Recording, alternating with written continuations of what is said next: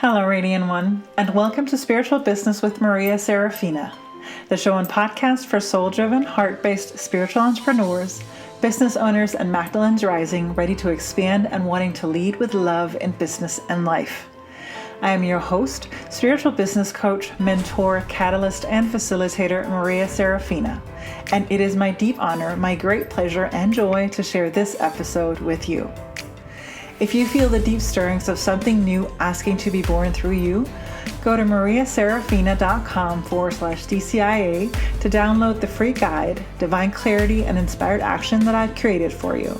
Divine Clarity and Inspired Action will help you to connect with your divine feminine essence of gnosis, wisdom, knowledge, and intuition, as well as activate your divine masculine essence of action, creation, expansion, and building, so that you may experience the satisfaction and liberation that comes from bringing to life that which you're here to birth while being, doing, and living your soul's divine purpose. On my website, you will also find show notes, transcripts, and previous episodes.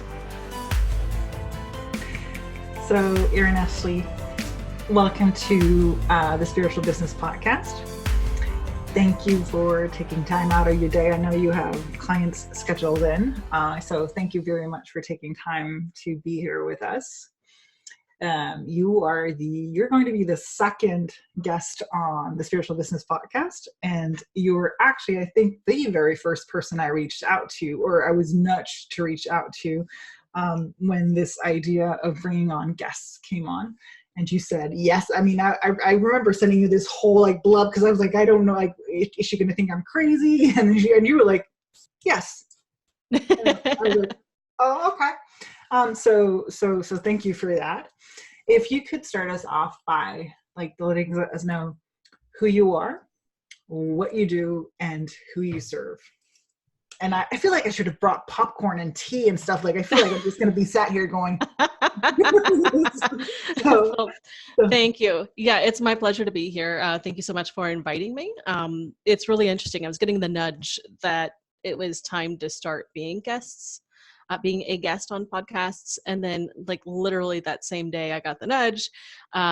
You got a similar nudge for some strange reason. And I know, right? And then you reached out to me, and it's history. Here we are. And so I'm Reverend Erin-Ashley Kerti. I'm the founder of spiritualmechanic.com. And basically, my journey was started in 2011. Mm-hmm. And I knew I was going to be a psychic, a professional psychic. And I thought, this seems nice. But then I was engaged at the time, and my ex left me for someone else. Oh. And I talked to my guides, and this is whenever everything became clear for me, because I actually yelled at them. And I was like, this is not okay. We're not going to do this. I want a love relationship. I want a business that supports me. And I'm not, I'm not playing. Fix this. Yes. And so they said, okay, well, if you want to do that, then you will want to send your ex and the woman he left you for love and light for an hour a day for 30 days. I was like, are you sure? Are you sure this is what you want me to do? And they were like, yeah, this is it. If you want the thing you say you want, this is the thing you want to do. And said, okay, fine. Did it on day 8. My now husband came into my life, and it was a wonderful soulmate relationship.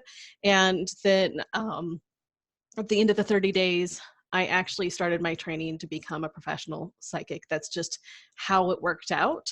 And no one's surprised, right? That's not a shock.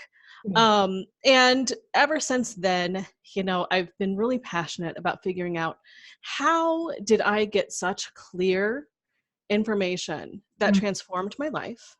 And how do I help others have similar experiences?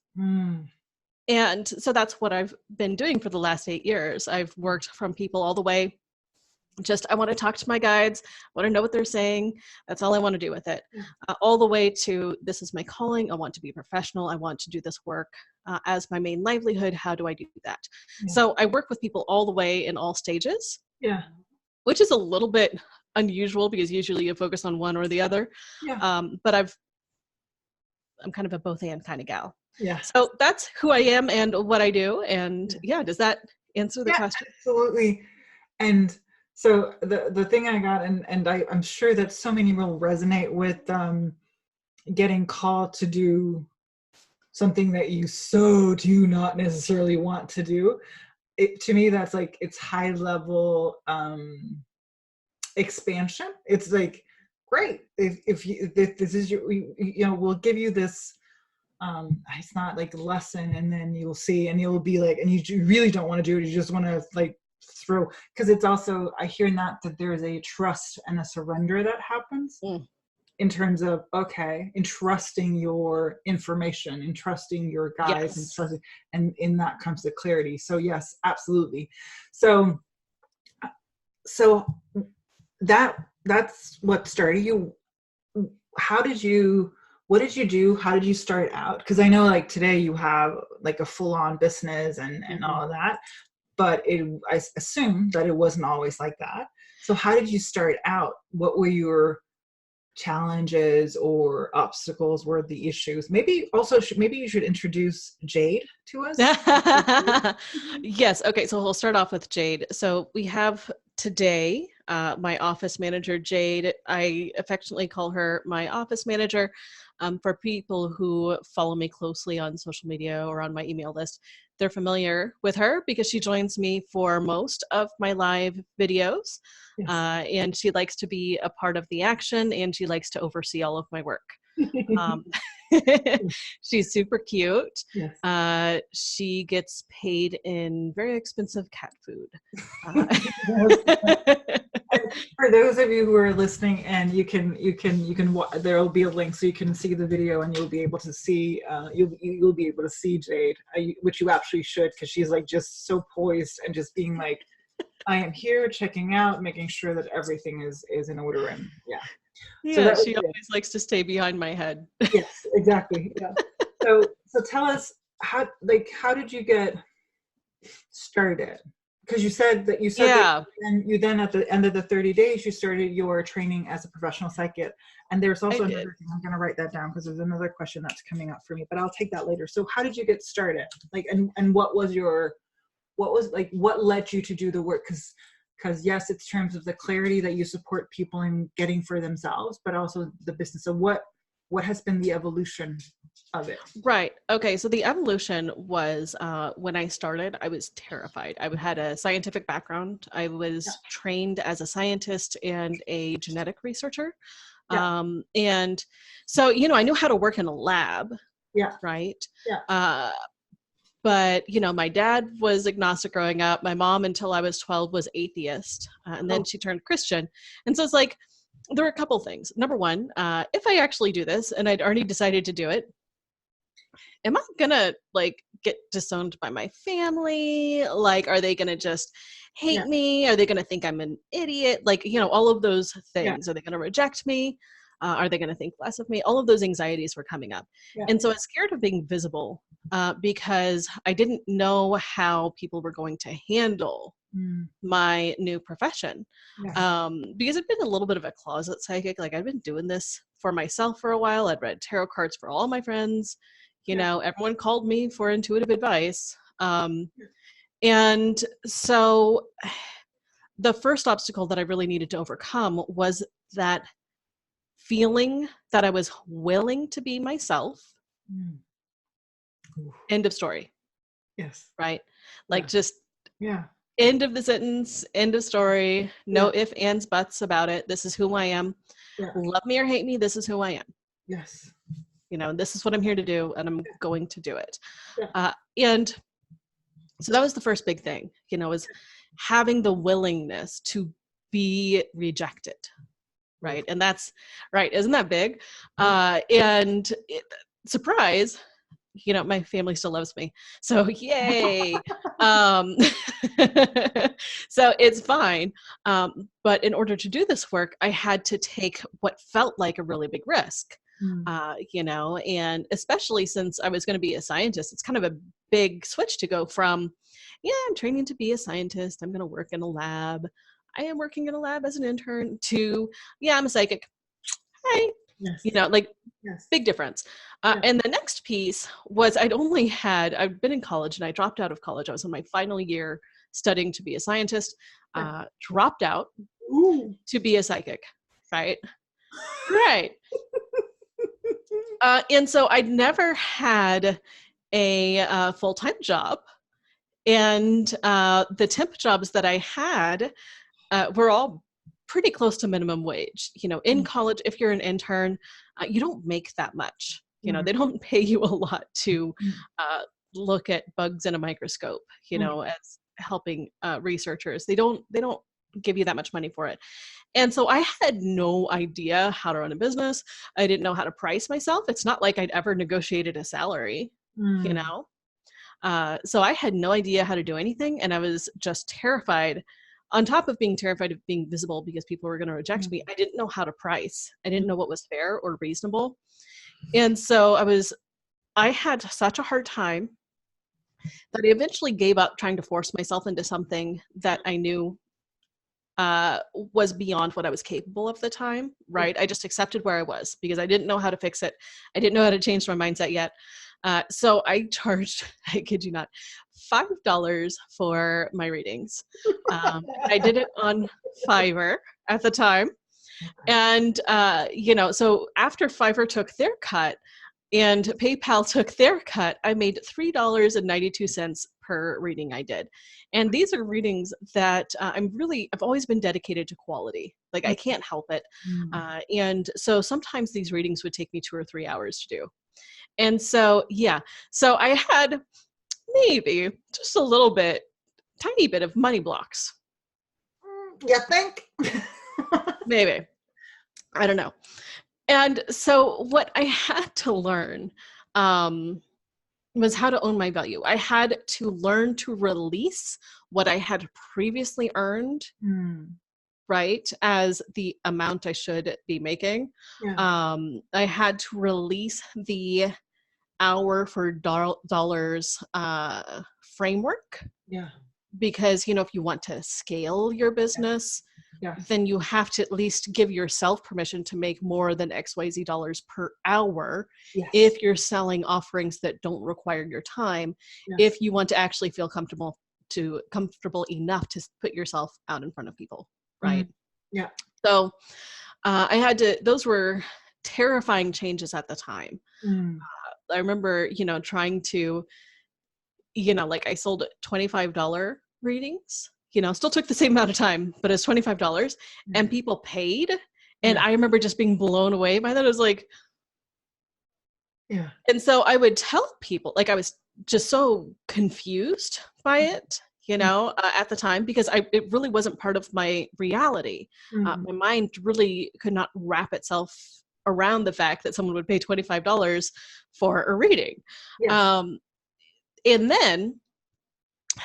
And then I was so terrified that I actually followed that up with, basically in all my policies, people could just ask for refunds anytime I wanted, right? Because I was so terrified that my quality would be bad or I wouldn't deliver what they wanted, because to me, the $25 for a reading was so much money, which it's not, that I was just terrified that I would do a terrible job.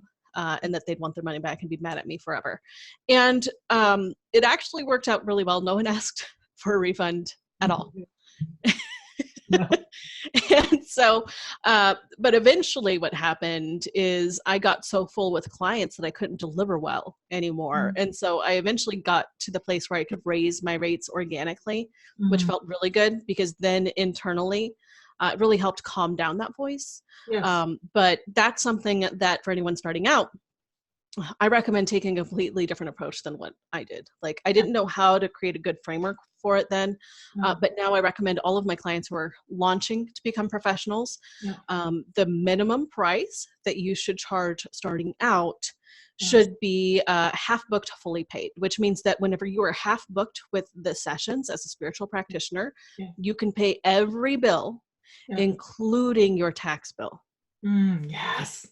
Right? Yep. Yeah. So you want to be half booked and be fully paid, because that gives you the room to grow with your marketing. That gives you the room to reinvest in the business and systems, in people to help you in course development, software that you need, etc. Whenever you are fully booked. That way, if you are fully booked, you have the money to reinvest wherever it's needed. Yes. You know, Yes. so that's one thing that now I teach people, because I didn't have that framework at the time. I had no idea how to create it. No. First of all, I love that you were in college to become a scientist, because it's just, and then that you became a psychic, because that's one of the things that I see. So to me, it seems like, and I'm not, good with all the sun and the moon and the stars and the different ages and all that. But to me, it's like there was a time period when it was all just very spiritual and very up in the air, if I can say that.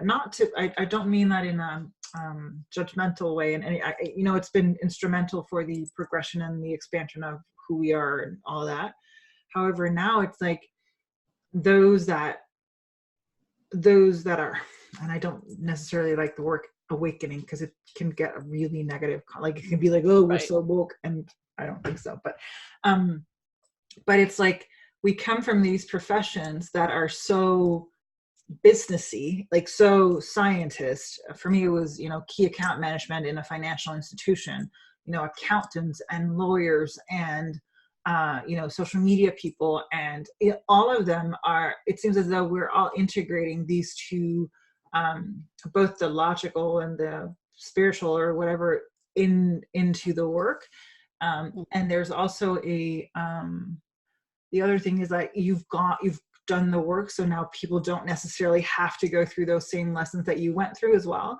It's just so powerful. And I love that you say paying your tax bill, because I know that for people that is something that is like, that can scare the living bejesus out of people, that being able to do that, or not even in accounting for it. So right. And I think that a lot of people will have recognized themselves in the way that you described, in terms of pricing, in terms of being willing to be yourself.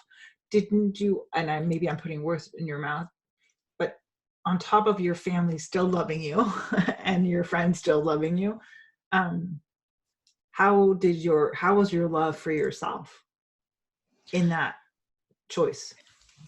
So this is one of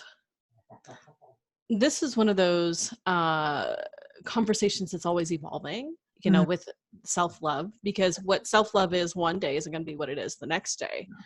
Because one day self-love might be taking the day off and taking a bubble bath. And then another day self-love is sitting down, putting your butt in the chair and doing your taxes. Yes. And then the next day it's skipping that coffee so your body can reset. Yes. And so it's an ongoing conversation. Yes. And so whenever my ex left me for someone else, it was very clear that I'd been through enough transition periods in my life at that point, that I understood that anytime there's a major change, you have this window where there's massive amounts of clarity. And on top of the massive amounts of clarity, you also have this huge pattern interrupt, which means that you have a lot more power of choice about what you're developing moving forward. Yes. And so even though those types of situations, you're not going to put them on your top 10, like, please, let's do this tomorrow type thing. It's not going there. But when they happen, you can take the opportunity to decide. So for me, as far as the self-love piece, I was clear that I had been doing a poor job of loving myself through the relationship, and that I had stuffed down some of my needs and desires in favor of what I thought he wanted and needed. And so during that time of exceptional clarity, I wanted to take the time to really solidify my love for myself, my willingness to just be whole and complete unto myself, Mm, as well as just really decide what I wanted to do. yeah. And plus, anytime there's anger, anger can get a bad rap in spiritual circles. Oh And yeah. it's one of the most transformative emotions. Oh yeah. It's a fire. And Yes. fire isn't always bad, No. right? Like there's times when fires can be wonderful, and Mm, it can be transformative, and it can replenish the soil, mhm, and it can create all this wondrous things. mhm. You just don't want a fire in places they don't belong. Like, you don't want your house to burn down. No. You want the things that you want to burn down Yes. so it's about, so same thing with anger. You want to be wise about how you apply it. So I knew the anger was offering some points of clarification and transformation, and I utilized that Yes. at the time. I honored that full range of human emotion and the ability to have clarity and that extra oomph to follow it up with action that I had. Oh. Amen. I'm just gonna go. Yes, because yes, I agree. Anger gets such like some of my favorite like within the tarot is the Tower. I mean, I'm not gonna lie. It's not it sucks when it shows up at times. But there's also, to me, it's not about the destruction, it's about the rebirth, the recreation, the rise that comes after. The same goes Yes. with Kali, the Hindu goddess, who gets such a bad rap for like bringing the fire. But to me, those are like, yes, but can I just get through it? And then yeah. And I love what you said about utilizing the anger and the clarity that comes with it.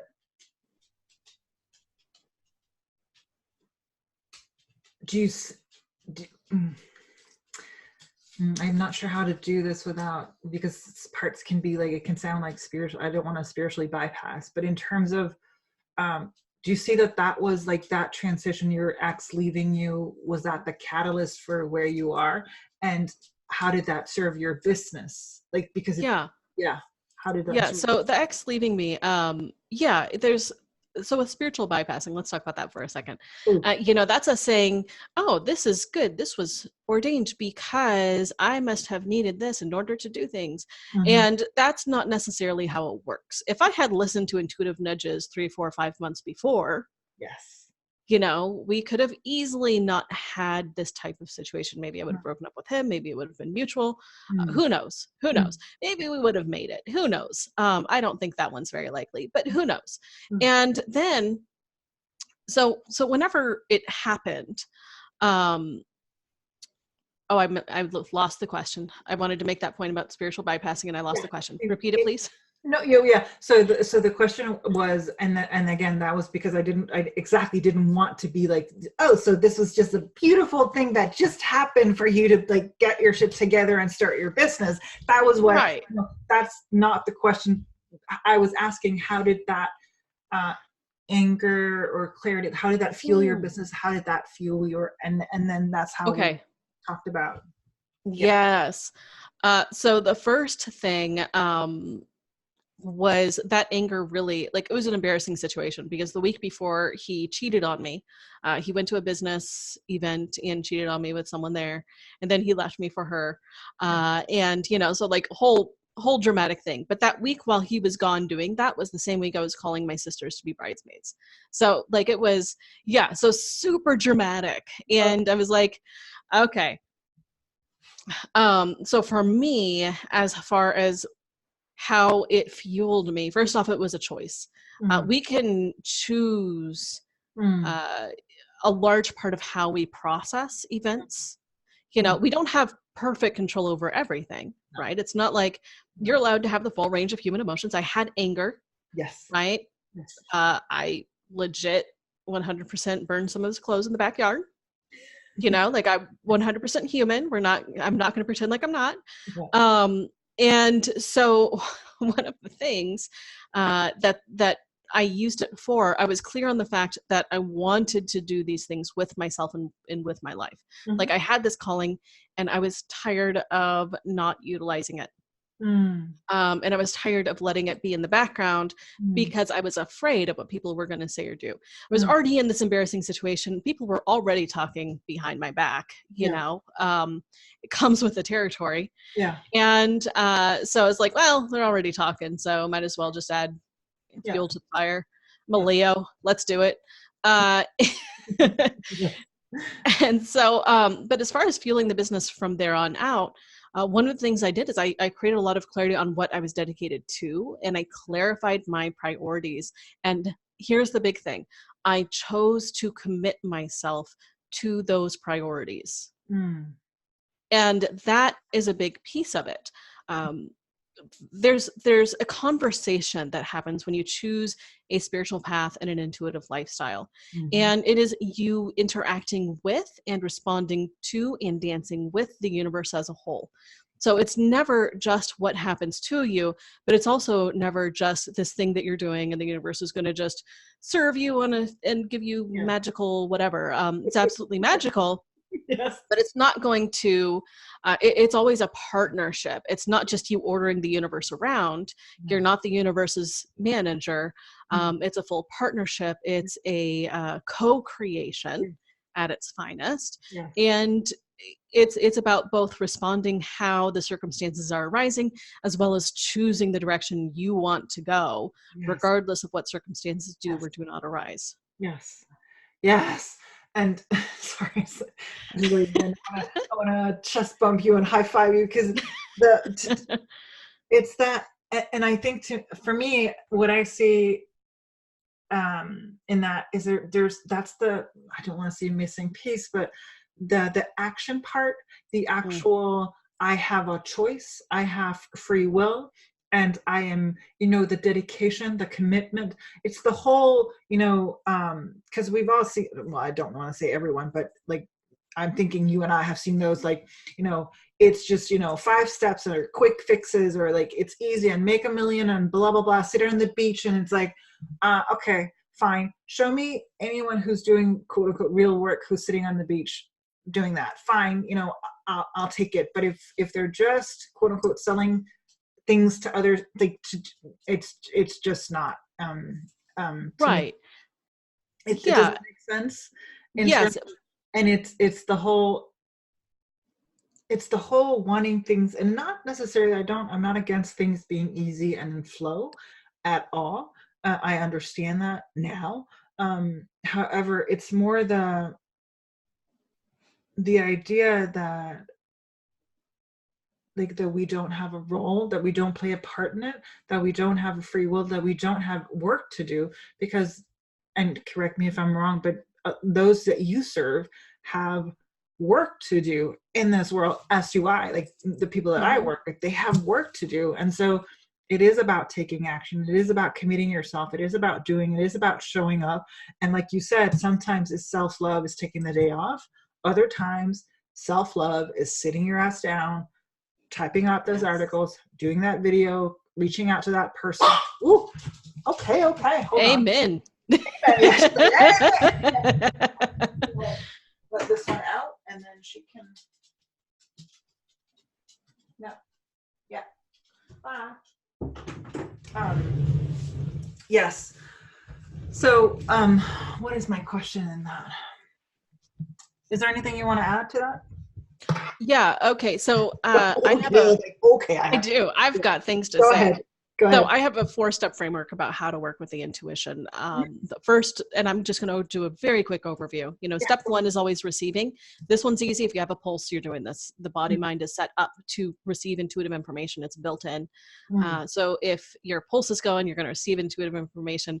When your pulse stops, you'll be spirit and you'll still get intuitive information, right? Yes. And so then the second step is recognizing. This is where the actual work begins. That's where you start to recognize you get an intuitive hit. You recognize what is and isn't an intuitive hit, and you start to learn discernment. Then step 3 is interpretation. My cat has things to say. I don't know if you can hear her. She's bringing me her toys. It's so cute. Anyway, but step 3 is interpretation. This is where you now have intuitive information that you recognized, and you actually unpack it and figure out what it means fully. Right? Yeah. So that's where you start to get intuitive information that you can do something with. Yeah. And then the fourth step that cannot be skipped is appropriate aligned action. Oh, yes. And your intuitive hit is not complete until you take action on it. Yes. The intuitive hit is not complete until you apply it. No. Because if you have not applied it, then you didn't get it. On the heart level, on the spirit level, whatever, on the mind level, whatever level you needed it on, Yes.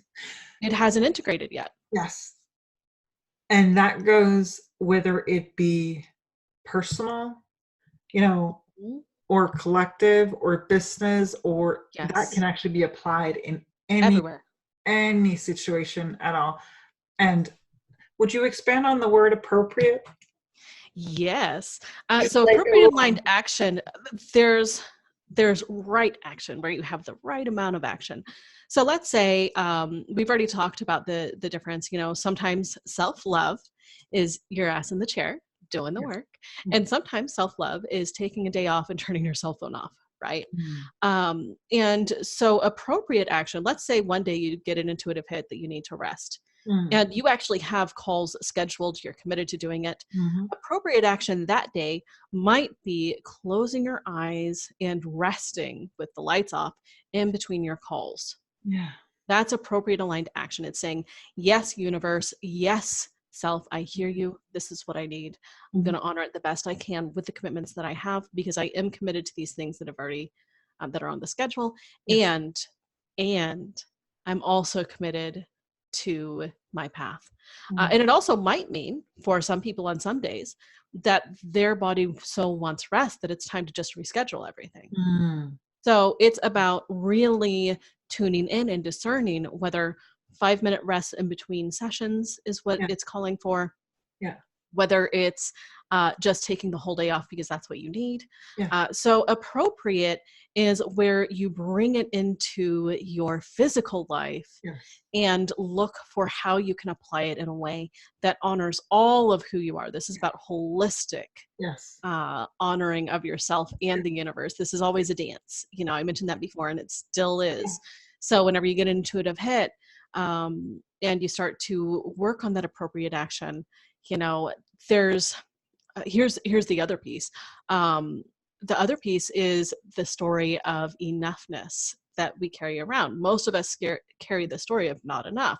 So if the spirit says rest, it's easy to say, okay, in order to be good with my spirit, I must rest and destroy everything else on my calendar. Yes. Right? Yes. Which may or may not be appropriate, depending on the nuance. Yeah. And other times, we'll get the intuitive hit and we think we have to do more, be more, become more, have more before we can honor that intuitive hit. We have to be more confident before we can do the live that we feel called to do. We have to do more inner work or write more articles before we are worthy of raising the prices in the way that we feel called to raise them today, right now in this moment. And that story of not enoughness is a poison that's purpose is just to disintegrate the work that you're really here to do. Yes. So we're always perfect, whole, and complete exactly in this moment. We never have to do, be, have, or become more in order to be perfect, whole, and complete right now in this moment. And this is also true with a full range of human emotions and experiences. So we're always in a state of wholeness and completion, even if the psyche has been shattered through trauma. Spiritually, we're still perfect, whole, and complete. Yes. And it's our job as spirits inhabiting human bodies to help bring the experience of wholeness into our day-to-day life versus trying to decide or feel like we're unworthy because of trauma, things that did or didn't happen in the past, things that did or didn't happen today, et cetera, et cetera, et cetera. Let's just, because that was like a whole sermon in itself. It was like, we're whole and complete just as we are in this very moment, no matter what happened and what did not happen. I love that. one of the things that comes up for me is expansion in terms of, as a spiritual entrepreneur, you see, you may or may not see, people, because if you're on social media, very often you'll see all these different versions, or not what's possible, but it's more about how do you choose what you want to become and who do you want to be. So for example, you said you've recently started, wanting to be on podcasts, and that's something that you didn't want to do or haven't had like the call to be doing, is what I gained from that earlier on. So how has your journey been in terms of, because you went from doing readings one-on-one, recordings, how was your journey in terms of I don't know, I call it the expansion. It might not be that for you, but the shifting, the shape shifting of who you've been as a spiritual entrepreneur? Yeah. Okay. So when I first started, I thought, oh, I'll just be a psychic. I really want to teach people to use their intuition, but I probably should just be a psychic for a bit. That was my thought process. I thought it was very logical, and it technically was. Yeah. And my very first client actually said, hey, I don't want a reading from you. I was wondering if you could train me on how to tune into my intuition. Very first client, like first paying client. And I was like, I haven't even sold anything yet. Are you sure? Again, remember, like this is 2011 confidence levels. Yeah. And she was like, yeah, I know what I want. And I was like, okay. So I started training her to use her intuition. And it's what I wanted to do anyway. So I started doing both immediately. And then in 2013, I started teaching in-person classes. I was a technophobe. And so I was terrified of, I was terrified of technology. Okay. Yeah, I was scared of it. I didn't know how to do anything.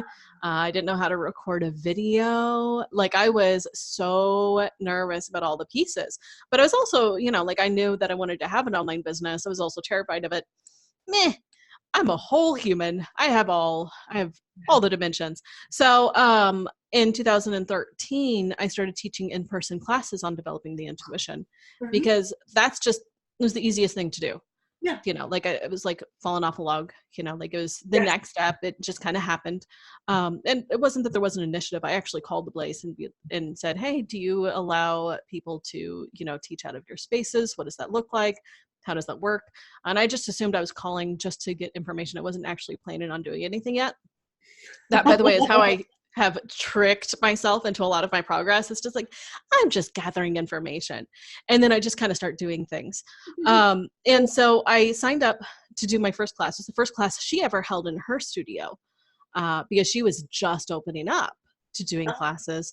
And so she helped advertise it. And I was sold out my first class.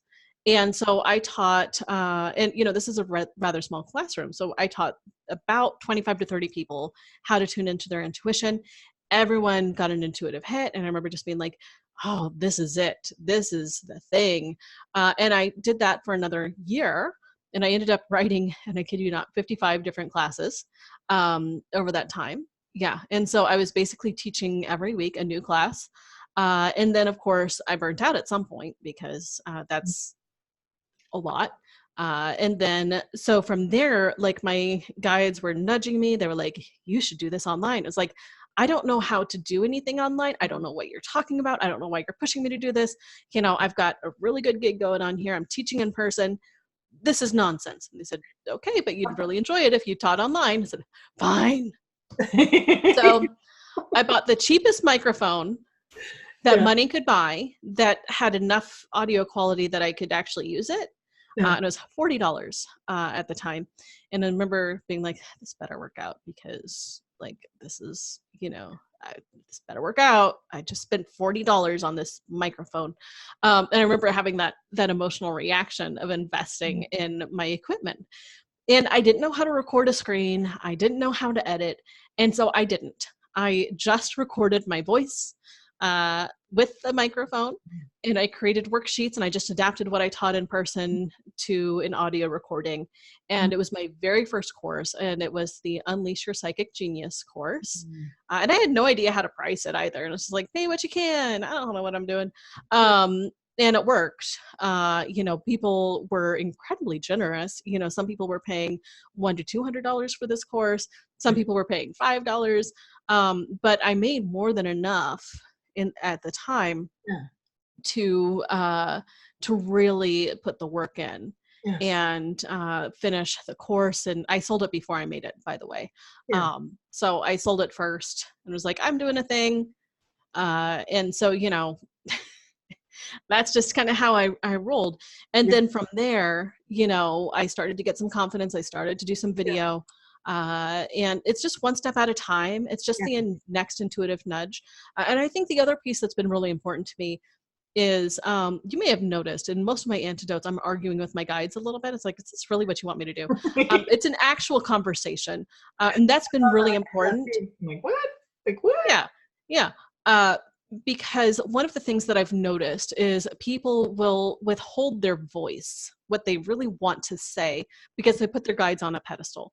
And the guides are absolutely there to guide us and to give us next steps that are for our highest good, health, wealth, and happiness. And we are the ones with the human meat suits. We are the ones on the ground. So it's okay for us to ask clarifying questions and to ask every single question that's on our mind and heart, because by doing so, we allow the whole body mind to get on board with the plan. Yes. And so that's a piece that I consider very important, is I always open it up to a conversation. I'm always going to ask my guides, are you sure? If I'm not sure. And I continue bringing my concerns until I feel like I'm either 100% on board or I tell them I'm just not doing the thing, because I still am the one that's here. I always, what's the phrase? Like, the buck stops with me.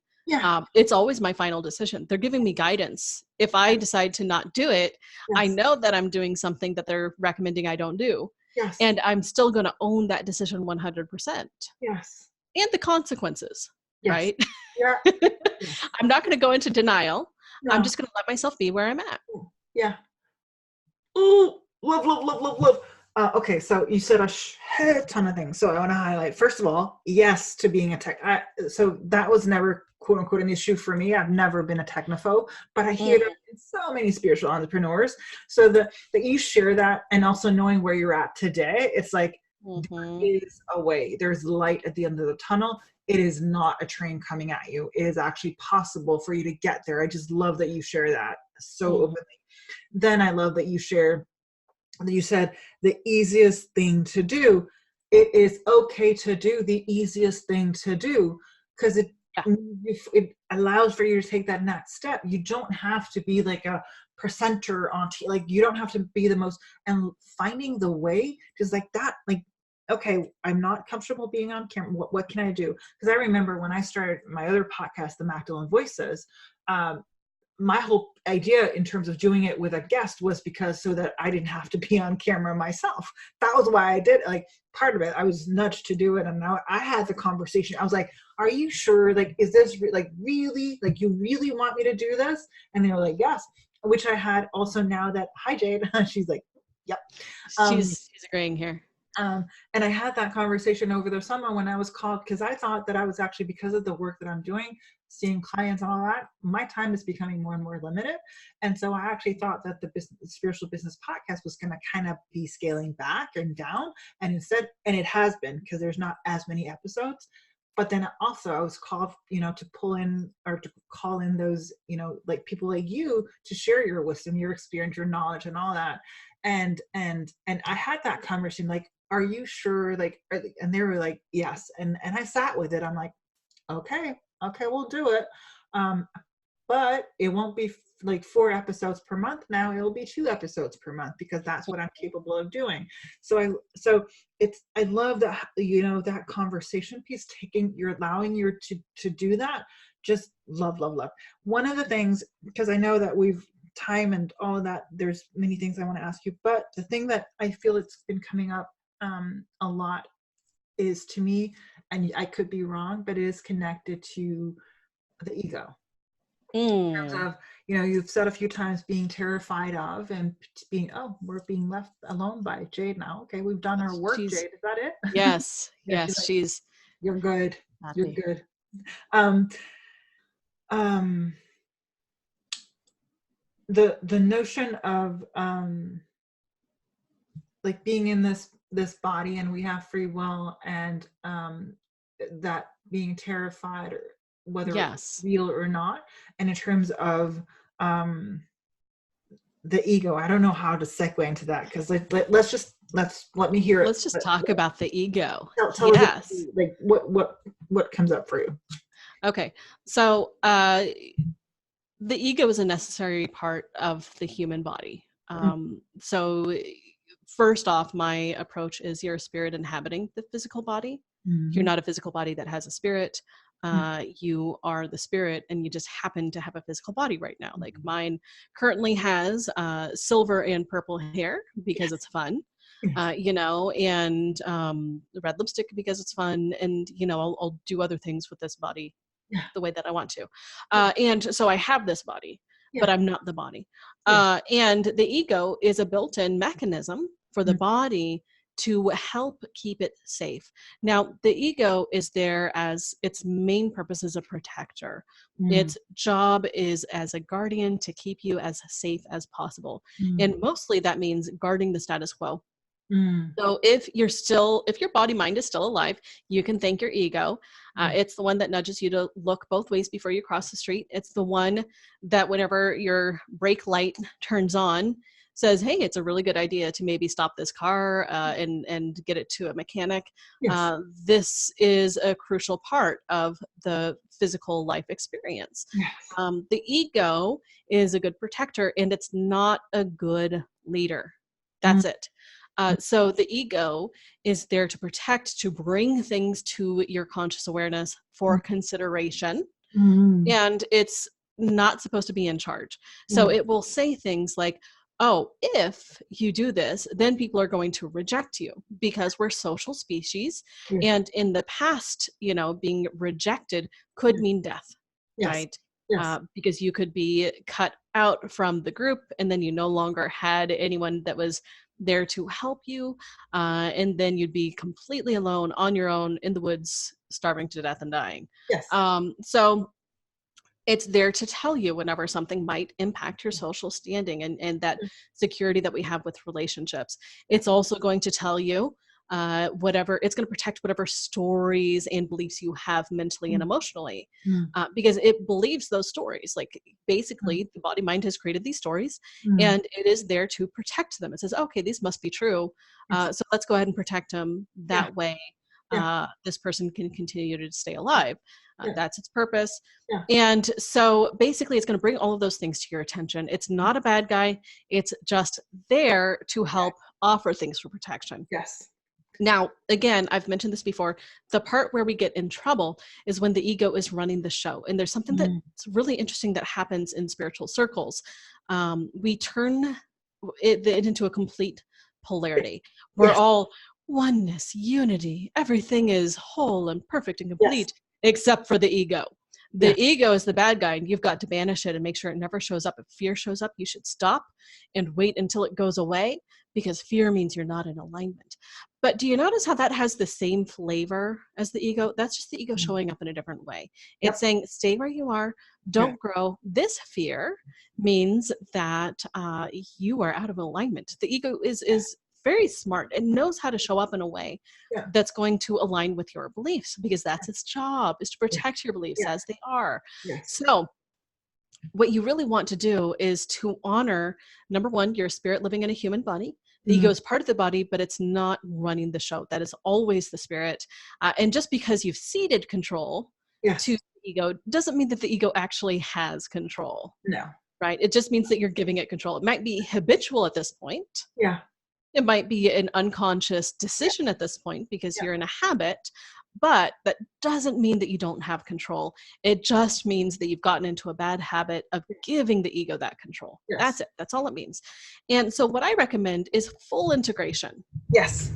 Go ahead. No, go ahead. I was Okay, just gonna good. say, because to me, when we start our spiritual journey, whether it be as entrepreneurs, well, both as spiritual creature, like once we have that realization, oh, there's more to this than that, and once we have that realization, oh, I want to actually work, as a spiritual entrepreneur in some way, shape, or form, whether it's as a psychic, whether it's spiritual business coach that I do, or spiritual accountant, or lawyer, or whatever way you want to integrate it.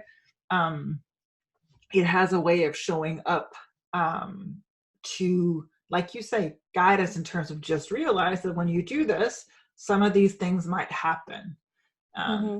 and and yeah, what I've found is that the other side of that is deeper joy, deeper satisfaction, deeper connections, deeper relationships with clients and friends and people in general. There's just this, but I know you're going to say something beautiful about integrating it. So go ahead. Yes.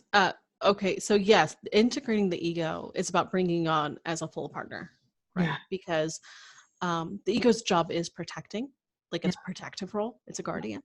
And so this means that anytime you notice that fear, resistance, anxiety, stress, Yeah. anything that you know is coming from the ego, you say, okay, thank you, ego.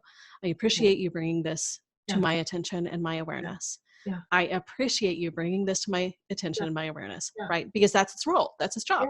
Yeah. Yeah. And we're going to go ahead and do this thing. Yeah. So I want you to get on board, Yes. ego. I want you to get on board, and I want you to protect this new approach. Oh. I want you to protect this new approach, because then it's completely on board Yeah. and you're giving it a job. Mm. Like, this is the approach that we're choosing. Yeah. I appreciate that you were protecting this thing. I want you to focus here. Yeah. And what happens is it really gives the ego a role that is supportive Mm. and allows you to continue your growth. Mm. Um, but also, you're not trying to deny a part of the human self that's crucial for our human lives. No. No. No. And that will only, I mean, that to me, like, if you try to do that, I mean, I can't imagine. That must be like, if you're trying to suppress like human emotion, it's Mm. just going to explode. Like at one point, it's just going to come like exploding out. So it's like it's like a pressure cooker. It's like, it's just going to like literally explode, both internally and externally, which is so not like, it's much better. Not that you can't, because like, again, if you have anger and stuff coming up, like get it out, like don't Yeah. suppress. And I usually say, and I love how you say it in terms of asking the ego, like, oh, we're going to do this. Because what I usually tell my clients and the people that I work with is, I tell them, I want to say, shower it with love, but not in this, like, not in the just, not in the suppressive way, but more in the, I hear you, I see you, I understand you, I get why you're here. I would love for you to come with me to this place, which is Yes. me, what I hear you're saying. I just hadn't realized it was actually a direct question. Could you please come and support me in this? That's such a great way of putting it. Instead of suppressing or ignoring, which Exactly. It doesn't work. so does It's not. ineffective. I mean, you can do it if you really want to. You still have that choice. That's part of the beauty of choice. And it's just ineffective. Yeah, I have had times where I've tried and been like, okay, you know what? If you're going to be upset and fine, that's fine. You're going to go sit in the corner and you can, I mean, that's time. I hear you. I see you. I know you're over there. But listen, I'm just going to park you for a moment and then I'm going to do my thing. And once you're ready, you can come back. I'm not shunning you. I'm not, shutting the door. I'm just going to put you in the corner for a moment because you need to take a time out. And then we're going to do this. And once you're ready, you can join me. And yes. And that's wonderful because there's no suppression. There's no pretending it doesn't exist. And you're also not trying to force it to be, do, or have anything. You're in that state of acceptance and choice. Yes. Yes. We're already, I'm looking at the time and I'm like, oops. So is there anything else that you want to share? Is there anything else that's coming up for you? I'm going to say that, so in the show notes, people will find out, there'll be a link in the show notes where you can find, I'll add your website, I'll add your bio where they can find you. And like I said, I really recommend people to go, flood your doors is what I said before we went on the recording, because I've seen your journey, and I think one of the words that stand out for me is authenticity and honesty and integrity. That was more than one word, I know, but those are the words that come up for me in terms of who you are as a person, not just what you do, because that comes for me after. It's like who you are as a person. And there's such a authenticity, which is probably like a word that's been watered out, but it's like integrity in terms of what you do and what you share. And and I've seen that, and that's not just something I've seen over the past year.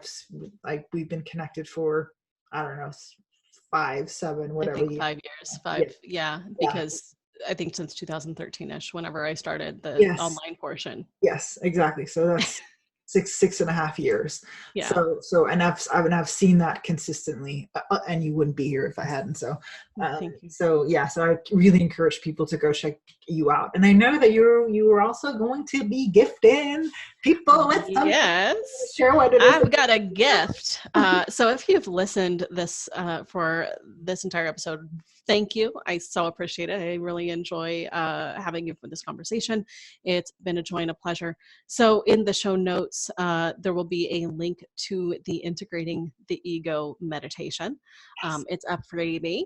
It is a part of my Spiritual Mechanic Foundations course. It's something that I have in it. And this is, my gift to you, because I think it's so important, especially for those of us who are spiritual entrepreneurs, to really learn how to integrate the ego so that we can have that experience of being whole. We're already perfect, whole, and complete as we are. And having that minute-to-minute experience is different than simply being it. And so, this is what I would love to give you. There'll be a link. And after you do it, I'd love to know how it went and what you got out of it, etc. Great. Thank you so much. And again, because especially as a spiritual entrepreneur, and even if you're not a spiritual entrepreneur, don't feel like you can still go and get it. You can still, it's not like you have to be wherever you are, like wherever you are in your journey. If you're hearing this, if you're listening to this, if you're watching this, go and get that download so that you can do that. Erin-Ashley, thank you again for taking the time to be with us. Yeah, it's been my pleasure. Thoroughly enjoyed it. And to all of who are listening, like I said, everything is going to be in the show notes. And that was it. Thank you. Thank you. That is what I have for you in today's episode of Spiritual Business with Maria Saraphina.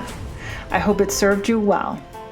For all the deeds and details, click the link in the description. And if you enjoyed this episode, support its message by sharing it with a friend or on social media. You can also choose to leave me a comment or a review. I love you. God bless.